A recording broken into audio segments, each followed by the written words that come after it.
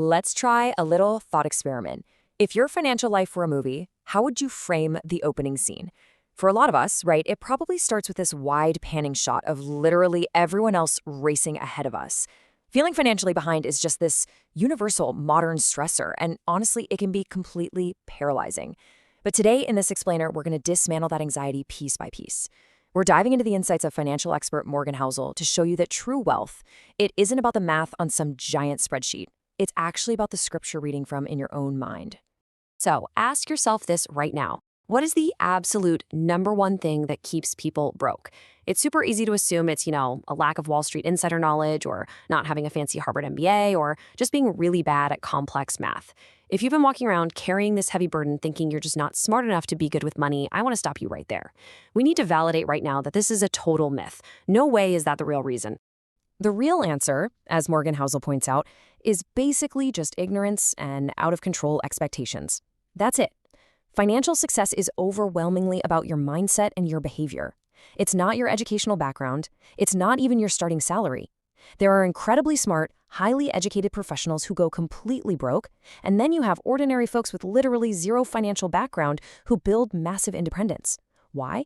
Because they've mastered their own behavior. All right, let's get into section 1, the expectations gap. Listen, it is genuinely harder to feel successful today. Back in the 1950s, your comparison group was what? The guy living next door? Today, you are comparing your behind-the-scenes reality to literally everyone else's perfectly edited highlight reel online. Housel defines happiness simply as the gap between expectations and reality. When your income goes up but you immediately expect a much nicer car or a way bigger apartment, you are just moving the goalpost on yourself. You're exponentially destroying your ability to ever feel satisfied no matter how much you earn. So we really need to zoom in here and take a hard look in the mirror. What psychological hole are you actually trying to fill when you binge spend? Because a lot of times we spend money we don't even have just to relieve stress or sadness, kind of hoping that next purchase will magically make us feel complete. But think about actor Will Smith. He had this massive realization. He thought getting rich would cure his depression. But when he got the money, the depression was still right there. Money just cannot fill a psychological void. Which brings us to section 2, the man in the car. We need to completely shift our paradigm about why we buy flashy status symbols in the first place. When Morgan Housel was a 19-year-old kid valet parking Ferraris at a 5-star hotel out in LA, he had this massive epiphany. Whenever someone pulled up in a roaring Lamborghini, he never looked at the driver and thought, wow, that guy is so cool. Not once. He just looked at the car and thought, man, if I had that car, people would think I'm cool. The irony is just staggering, right? People don't actually admire the person driving the fancy car. They just want the car so other people will admire them. Everyone is way too busy being the star of their own movie to be genuinely impressed by you. What this means is that every single dollar you spend basically falls into one of two buckets. Bucket 1, is this purchase actually going to make you and your family happy? Or bucket 2, are you buying it to impress strangers who are honestly entirely too worried about themselves to even notice? Once it clicks that these strangers you're trying to impress are not actually paying attention, your urge to blow money on status symbols should immediately collapse. Let's move to section 3, purchasing your independence.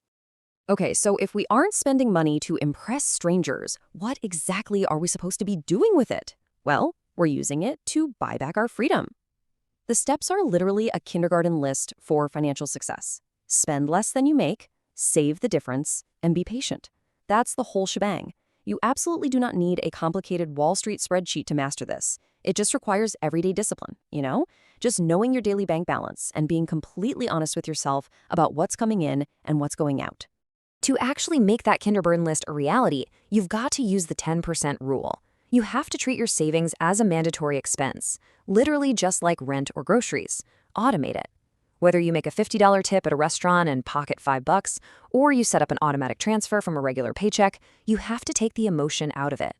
Saving is not a nice-to-have thing you do if there's money left over. It is the absolute most critical expense in your life. We need to completely flip the script on what saving actually means. We almost always think of saving as delayed gratification, right? Like we're punishing ourselves today so we can maybe have some fun way down the line. But that is completely backwards. Every single dollar you save is instantly purchasing a piece of your own independence. You are buying control over your time. You're buying a better night's sleep when those inevitable emergencies, like a sudden job loss or a crazy medical bill, finally strike. You aren't delaying joy. You are quite literally buying your freedom right now. All right, section 4, the power of patience. So once you're diligently saving to buy that independence, you need to put those dollars to work. Welcome to the absolute magic of compound interest. The sheer scale of it is just mind-blowing. Check this out. 99% of Warren Buffett's net worth, which is, by the way, over $100 billion, was accumulated after his 60th birthday. 99%. Extraordinary investing doesn't require high-risk, Wolf of Wall Street-style day trading. No way. It just requires average returns sustained for a wildly above-average amount of time. So how do you actually pull that off? Well, the fee of admission to get those stock market gains is simply putting up with volatility and uncertainty. That's the price tag. You endure the bumps, you tune out all the crazy drama of what your wealthy neighbor is trading, and you keep your own script incredibly boring. I'm talking about a simple, low-cost index fund left entirely alone for decades. That is the ultimate winning strategy. You don't need secret formulas, you just need patience. Which brings us to our final part, section 5, rich versus wealthy. This right here is perhaps the most important script rewrite of the entire explainer. Being rich is highly visible. It's what's right there in the camera frame. It's current income being used to pay massive mortgages and buy flashy cars.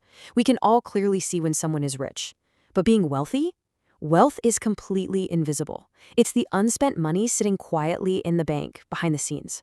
Being truly wealthy is what gives you the absolute freedom to wake up in the morning and do literally whatever you want, beholden to absolutely no one.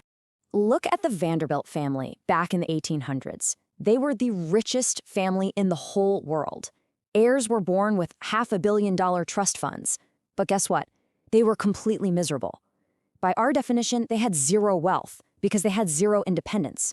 Their entire lives were totally dictated by social expectations to live ostentatiously. They had endless money, sure, but zero freedom. That is the Vanderbilt trap. So, as we wrap this up, I want to leave you with one final provocative question. Are you using your money as a tool to live a better life, or just as a yardstick to measure yourself against everybody else? If you can stop moving those goalposts, ignore the highlight reels of strangers, and treat your savings as the daily purchase of your own freedom, you won't just get rich, you will become truly wealthy.